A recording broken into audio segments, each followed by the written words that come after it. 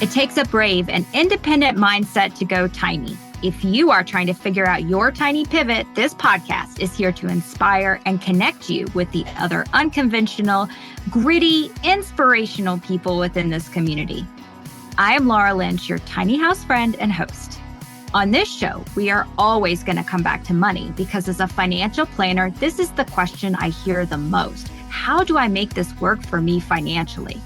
Well, that's my jam, so jump in, let's go. New episodes drop every Thursday. Hello, YouTube friends. I have a confession.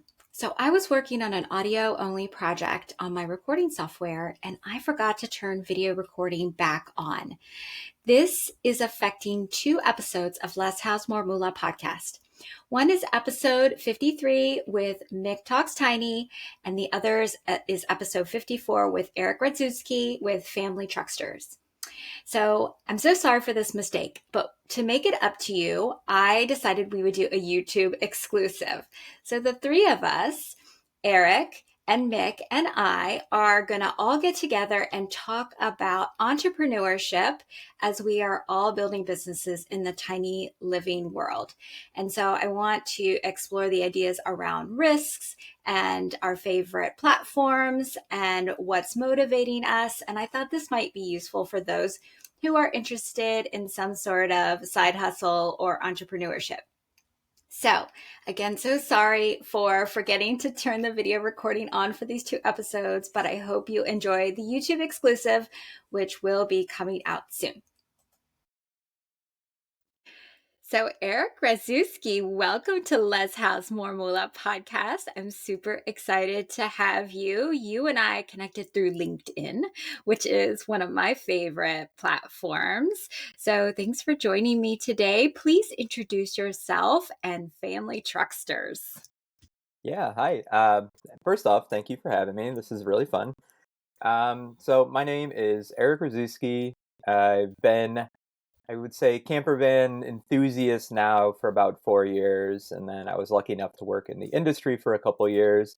After leaving the industry, I still have a really big passion for kind of sharing what I've learned about travel, especially with families, and what I consider mobile travel. So small dwellings that you can take on the road, you can go different places. So I started Family Trucksters as I call it a consultancy. Basically, it's a resource to help people that are looking to change their lifestyle or hit the road or just experience van life for a short time, anything and everything. Awesome. Yeah, it's so funny because since you and I connected, I've had several occasions to talk specifically about what you do because there is a lot of, sort of evaluation and decision making that has to happen in order to find the right fit if it's a new thing for you. So none of us sort of launch into, a major lifestyle change without doing some Yeah. research and figuring out what's a best fit because there's a lot of options out there when it comes to hitting the road. Yeah, absolutely. There's a myriad of different options, and I would still say at this point, still pretty limited information as far as a succinct way to learn everything that you need. I think everybody or each van builder, each RV builder, they have their own information, but nobody's really compiled it into one place yet. Awesome. Well, please talk about your origin story of Family Trucksters, your first trip west, and your first rig. Like, how did that happen and how did it go? Yep. So I was trying to talk my wife for a while into doing one of these camper van trips. I think like most people, you see it on Instagram and you kind of get this bug and you say, "Oh, that's going to be it. That's the trip we want." Maybe you don't think it through completely, which was our first trip. So our first trip is when my daughter was 2, and we took a 76 Westie on a trip through the West. So we went down to New Mexico to visit family. We drove through Arizona. We came back through California on the way back, a little bit of Nevada. And what we didn't know at the time is that a 76 Westie is air cooled. There's no air conditioning. It is very, very slow. So I think our top speed was about 55 miles an hour. And on that trip, very quickly we learned, okay, we're in this for the long haul. It was a 17-day trip total. So we kind of had to figure things out. But even through kind of the trials and tribulations of it, we realized this is a very different way to travel. It really helped us to slow down. It helped us to kind of just take in everything. You have those long stretches, driving through the West at 55 miles an hour, where you have nothing but slowing down. So I think it changed the way that we kind of looked at travel. And then when we got back, we said, okay, this was really fun. This was awesome, but maybe we'll upgrade slightly. So that's when we went out and we found a 1995 Euro van, which we call a Yeti. And that was kind of our first foray into owning a camper van. And then we started to rent it. Now we have two camper vans. One of them goes out on a rental today. And that kind of started this whole process for me. Awesome. So that first rig was that a rental or did you have was it a friend or who had Yep. that? Yeah, that was a rental. So I Mhm. think like a lot of people just said, okay, we want to do this now. How? And I had heard a little bit about rental companies, but I wasn't 100% sure the process that they went through. So, like most people, I just Googled, it came up. We, like a lot of people, just picked the one that was cute and nostalgic, and we didn't really think about the kind of the hard things that you need in the van to make a trip more comfortable. We just said, yeah, let's just pick that one. So again, it was a great trip. It was a lot of fun, but we learned a lot on that trip. There was actually one time we were in the mountains of Arizona, and this is when the fires were happening. So there's a fire behind us. We're in the mountains. We can see all the smoke, and then we lose a gear. There's a little piece on the shifter that broke. So we call down the hill and there's this 17-year-old who has never worked on a Westie in his entire life. We call down and say, hey, we're in need of some help. He said, all right, if you can get it down here, I'm going to call my dad. He's worked on it before. Lo and behold, we got it all fixed up and got it back out on the road for that trip. So yeah, just interesting things that you don't know when you're getting a rental. But what we learned about that experience is the person that rented it to us, he was incredible. He was extremely helpful. He had extra parts in the van, and that's when we reversed to learn about the rental experience as well, about what a great van owner can do for a trip as well. Awesome. It's so interesting because my family Hmm. I grew up camping. My grandparents took a camper trip. I think it was a small motorhome trip to Alaska Wow. in the Okay. 80s, right? And you hear all these stories of the breakdowns along the road to Alaska and how, some little, small place along the side of the road helped them out with certain things.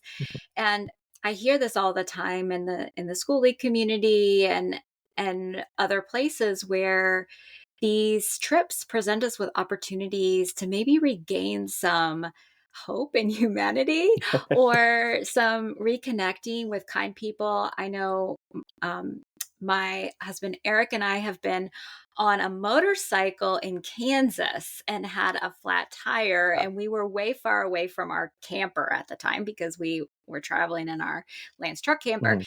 And some, random person stopped and was like, oh, come over here to my house and I'll help you out. And, they drove us back to our camper to pick up our inner tube that we had, for the motorcycle that Yeah. was there with our, prep gear and stuff.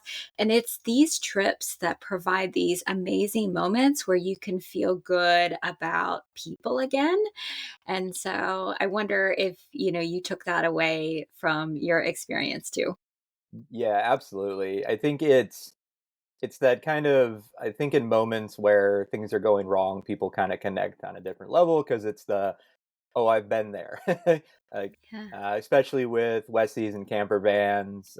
I have as well. You see one in a campground or something's going wrong, and we all just seem to have random spare parts that nobody else on planet Earth would have in their vehicles. So we've had it before where we just had an extra serpentine belt that Mhm. was in our vehicle because we had lost one on one of our kind of random road trips, and we said, "Hey, this would be a good thing to have." So this person was absolutely shocked that we randomly had a 1990s serpentine belt, but I think it's those types of things. And, we get them the serpentine belt, they find somebody, and then they're able to continue their trip, which else that wouldn't, it wouldn't be possible. So yeah, there's something fun, and there's this connection about everybody that's trying to do this kind of travel. And like, oh, I've been there. Oh, flat tire. Like, yeah, I've been there. Let's help these guys out.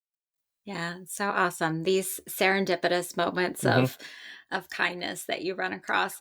So from there, you mentioned you've kind of transitioned. You've got a couple different camper vans now, and obviously you're helping other people. And I'm sure there was a Hmm. huge period in between. So how did you gain more knowledge after that first trip in order Hmm. to kind of upskill yourself for what you do now? Yeah. So I think in some ways I was just very lucky. I had gotten Yeti onto a platform called GoCamp. When GoCamp was still this, I think at that time it was a three-person company, three or four-person company, started by this incredible woman named Deborah Kane, and it was just with the goal of helping more people get outside and making camping easy. And I really gravitated towards that. So when I got my vehicle on there, I had started out and I was doing well on there. And then shortly after that, much like we met, I saw a post on LinkedIn from Deborah and said, "Hey, we were just acquired by a larger company and we're hiring for all these different roles. Put your name in." So I said, "Well, I have experience in some of these areas." So I sent a note to her, got very lucky to get hired in that company. I was pretty sure I was one of the first 10 hires overall in the company. And then from there, I was on the supply acquisition side. So my main role with the company was to find amazing vans and amazing van owners and then connect them, bring them onto our platform, and help them be successful in the rental market. Um, from that role, it allowed me to be in, at this point, 500 plus different camper vans and RVs, learning everything that I can about them because I really needed to know them to help the owners be successful as well. So it just gave me a kind of unique position to have a really broad view of all of them versus just really understanding one specific area. So yeah, very lucky, very just right place, right time, I guess right skill set, and it was incredible. I loved it. So So, from my own edification and for Mhm. listeners, Go Camp, it's Yes. a platform where people who own camper vans can put their rig on sort of like an Airbnb, like a Mhm. house sharing platform so they can rent out their rig. Yep, exactly like that. It is limited per area and market and state. The Mhm. kind of goal is to help van owners in certain areas kind of maximize their revenue, but then also control what we call like quality control of the van. So again, these vans tend to break down. There are things that go wrong. So we want to make sure that we're working with owners that have solutions for those that can fix those on the road, that can continue trips, and then the right types of vehicles too. It's one of the big things for family trucksters is trying to promote more sleep four, seat four vehicles. There's just not a lot of them on the road that do that in a safe and comfortable way. So we would go out and find those types of vans in particular as well. That's so interesting. I guess it's never occurred to me before that people can turn their camper van into an investment Hmm. rental, just like you can a house, a tiny house, Yeah. Yeah, so amazing. Yeah. So, what kind of you're working with folks as they're maybe headed out on their first trip, or maybe they took their first trip and realized Mhm. that they don't know what they don't know. So, what kind of problems are you helping people solve? It sounds like that family travel is one Yep. big one. Yep. Family travel. I think the idea and the start of Family Trucksters was in that area of there's already things you need to know when you're learning this type of travel. There's even more that you need when you have children, especially small children. When you're thinking about, okay, how do we get the car seats in? How do we pack this? Where does the stroller go? Where does everybody sleep? Do we have enough space for all of our gear? All of those things. So I think it started with that idea of, okay, we're pretty good at this. Our family goes out a lot. We've made a lot of mistakes. We've learned a lot of things. How can we transfer that over? And then it quickly kind of evolved into a lot of people reaching out and saying like, hey, it's just my wife and I, or hey, I want to do a solo trip with my dog. I want to do kind of a sabbatical type of situation. Can you help me? Is there any advice you have? What should I look for? What type of vehicle? And then that also transferred into, okay, we took our first rental. We want to buy one. Now what? It's this huge overarching question of, okay, we're ready to do something, but we have no idea where we want to go. So lately, a lot of what I've been doing in family structures is a lot of just one-on-one time, trying to help people figure out exactly the right vehicle for them for what they're trying to do, because it's definitely not one size fits all. People should really take some time to kind of dial in and think about it, because it is an investment.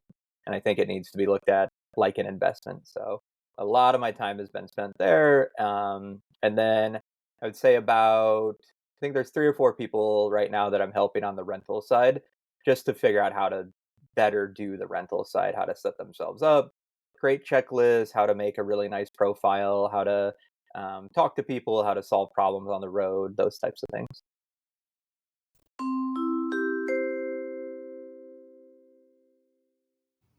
Hey there, Laura here. On Less House More Moolah podcast, we hear so many stories of people living unconventional lives. Each of them is literally building their alt American dream. Are you tired of putting your dreams on hold because of money? Then let's fix it. If you'd love to buck the system, quit your 9 to 5 job and park yourself outside while you work towards financial security, but you can't seem to get past step 1, money. If you have a vision of an all American dream and are sick of making Pinterest boards, then let's make progress. I have a 2-part offering that's going to help you. First, I'm going to give you access to my financial freedom calculator so that you'll understand your numbers and have a tangible starting point. This is free. Second, we're going to book a session to figure out your finances so that you can live your all American dream as soon as possible. This is paid. Why am I giving you something for free? Because I'm passionate about empowering people to choose an unconventional path. I walked away from a 6-figure corporate salary to live in a tiny home, to start this podcast and launch my firm. I am here to help people plan a life based on their values. If that's not literally putting my money where my mouth is, I don't know what is. Now, I'm going to ask you to put your money where your mouth is. That is, if you're actually ready to fix this. Let's work together to figure out money so that next time you're scrolling, you will know that you've officially taken action on your plans. This offering is for you if you don't know your net worth or how to calculate it. You are unsure of your cost of living or how much savings you need to take action. You don't know what money move you need to make next. Your dream of an unconventional life is built on your terms. This offering is for you if you want to feel confident about your money overall. You are seeking a permanent solution and not just a one-time motivational boost. And you want to learn about money from someone who shares your interest in breaking away from the norm. So, what do you think? Are you tired of starting sentences with someday when I? Then go ahead and go to altamericandream.com and sign up for the Financial Freedom Calculator.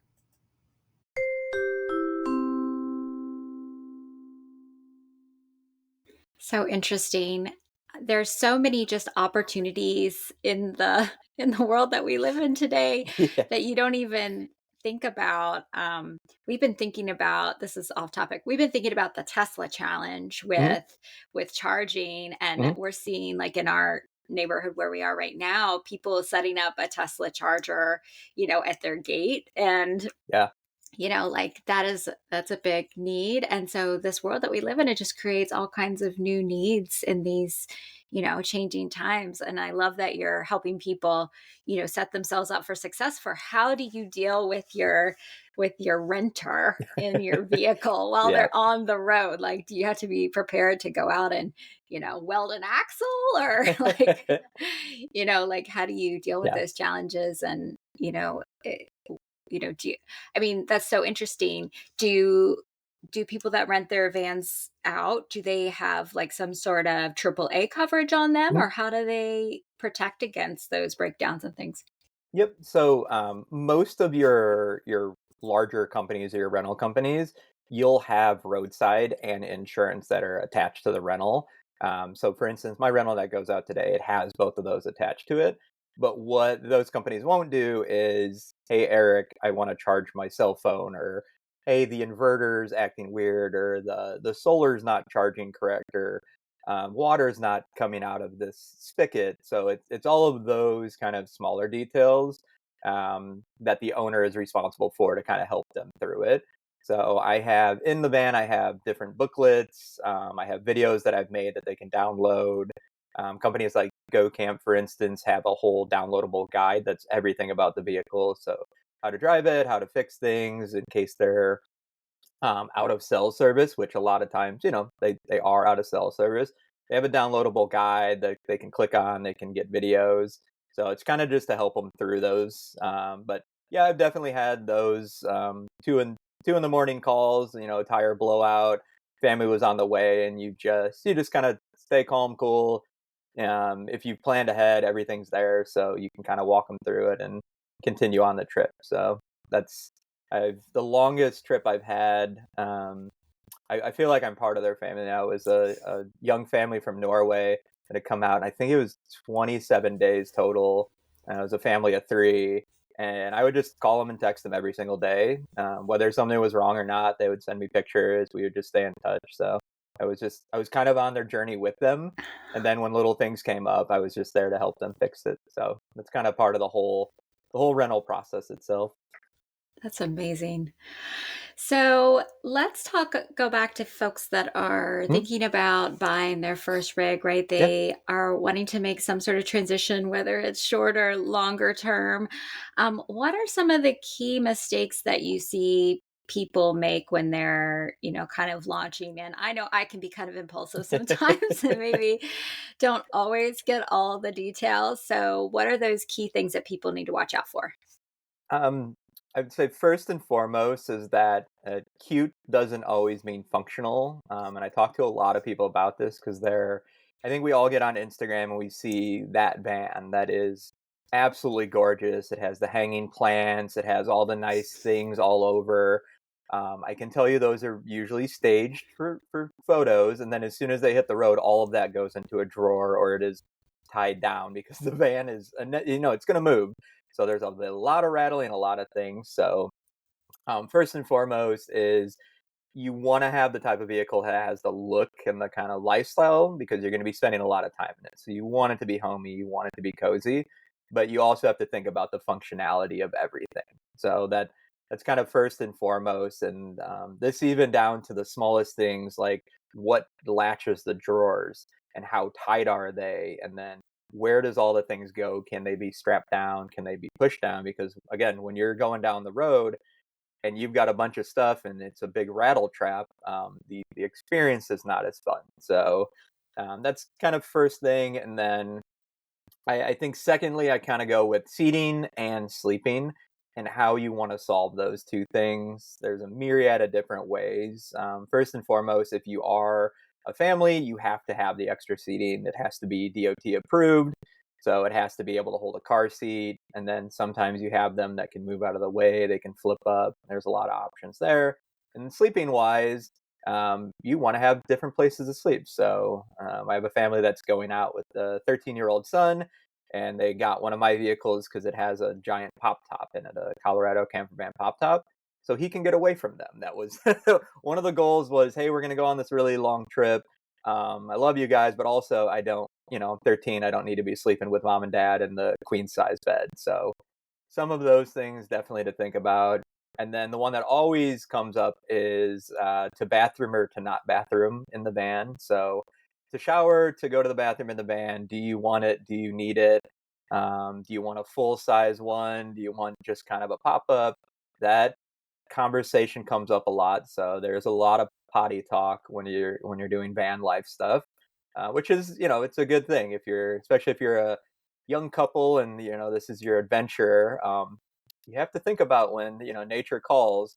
How close do you want to be to each other, and how do you want to handle those experiences? So those are kind of the bigger things that come up a lot, and then from there it's just small details, size, comfortability, features that are needed if they're going to be working out of it. You have to have a good power system. You've got to have probably Starlink and those kind of functional things usually come out after the cute side is gone. Yes. Yeah, that's so good. It never would have, really occurred to me that potty talk would be in the top 3, but that is truly the reality. Yep. And, I'm sure that that is one of the most important things. And I've been to a van fest, and like the different ways that bathrooms are put together is Yep. just full range. I mean, Yeah. it's just all over the place. So it's very interesting that that is in the top 3. And Yep. certainly the rattling is, something that you would never necessarily think about unless you had done that trip, kind of before, and you realize like how jarring it can be to, have that Yep. noise. I know the door on my truck doesn't even shut quite all the way, and that drives me crazy, So it's it's interesting. So let's switch gears and talk a little bit. I know mental health is something that's super important to you. So were you, and what do you think people that you're working with are looking for in these over the road adventures?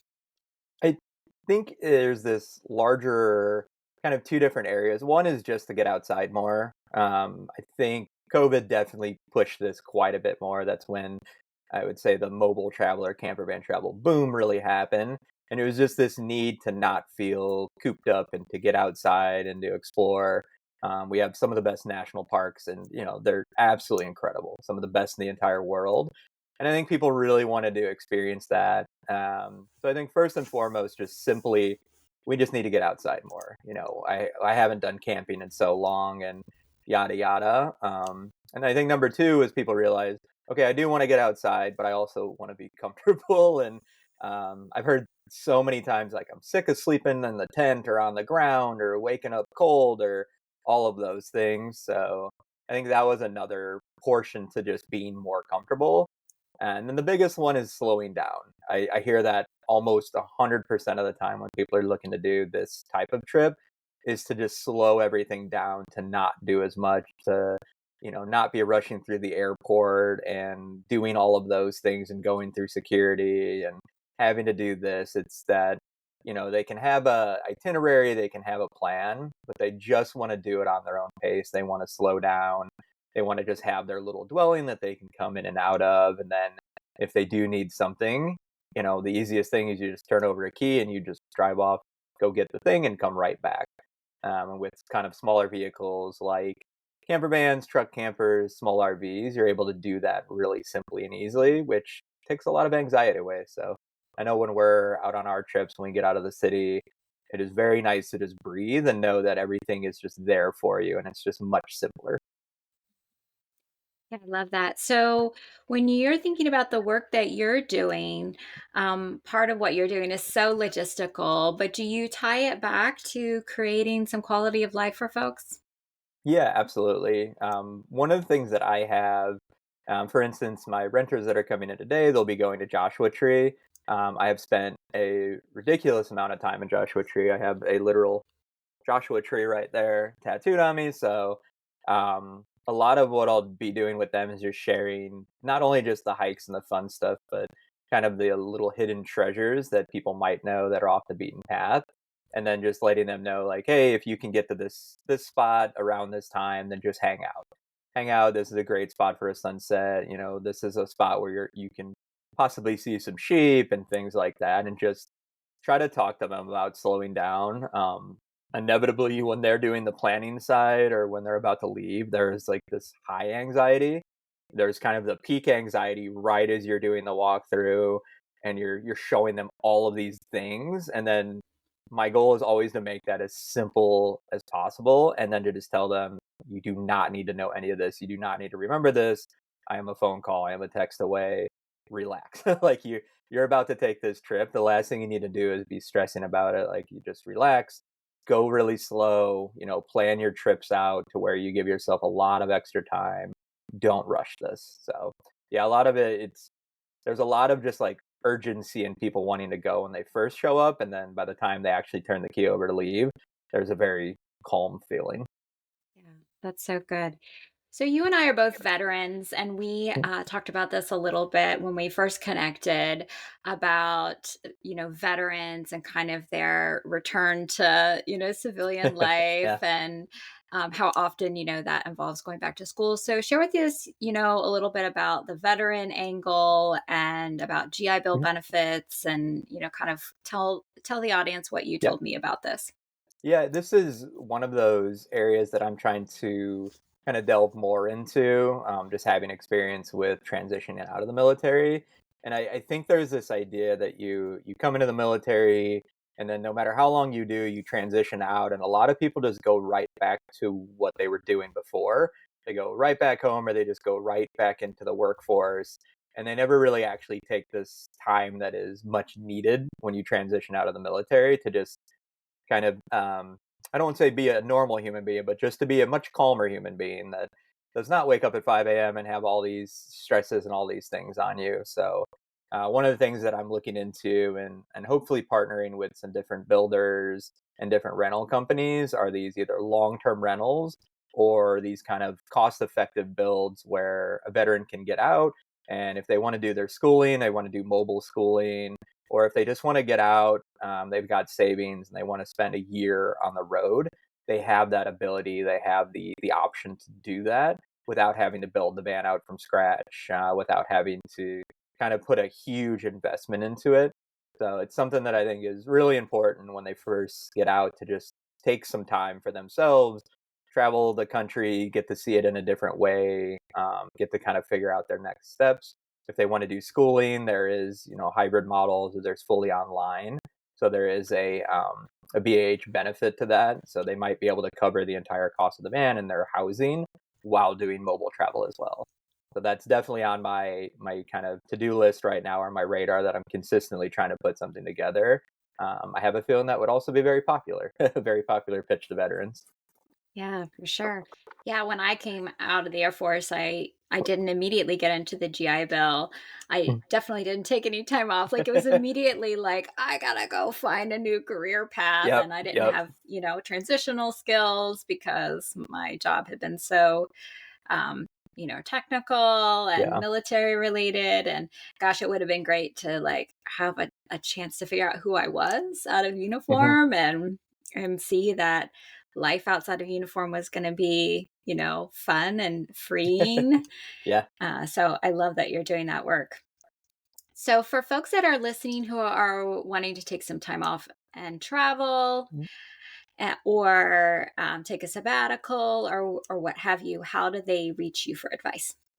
Yep. So on the website is the best way, and that's familytrucksters.co. I have there's a contact form there, and then there's just a calendar. So I put the calendar; it's wide open, and you can just book a time whenever you want, and I will just show up and talk to you. That is kind of the model. It's very simple right now. In the future, I think it's about 5 blog posts now that I'll be putting out there that are pretty long, long tail ones that just have a lot of information that's jam packed. So if you kind of want to do some pre learning before grabbing a call, but the whole goal is just to be as approachable as I can. And then the business is set up right now, still working through the model a bit, but it's a kind of pay what you can consultancy, or pay what you feel value for. I think that's a much better way to go about it versus just having these hard numbers, because there's sometimes people just need a conversation, and they don't need to fork over a bunch of money, or they don't need to go to the dealership and get sold a vehicle right away. They need some prep work. So I've set it up to kind of just be as open as possible, and that's how a lot of people have just been reaching out, or referrals too. I know that you've sent over a couple of folk that just had some questions. They're looking to take a trip, or they're thinking about maybe buying a van, and that's where a great place where the conversation starts. Awesome. Well, Eric, thank you so much. I think what you're doing is so magical for folks, so that they don't feel so overwhelmed with kind of launching off on this new lifestyle. So thanks for sharing all of that with us today. Yeah, I really appreciate it. This is a ton of fun. I love what you're doing. I think it's incredibly valuable for everybody. Awesome.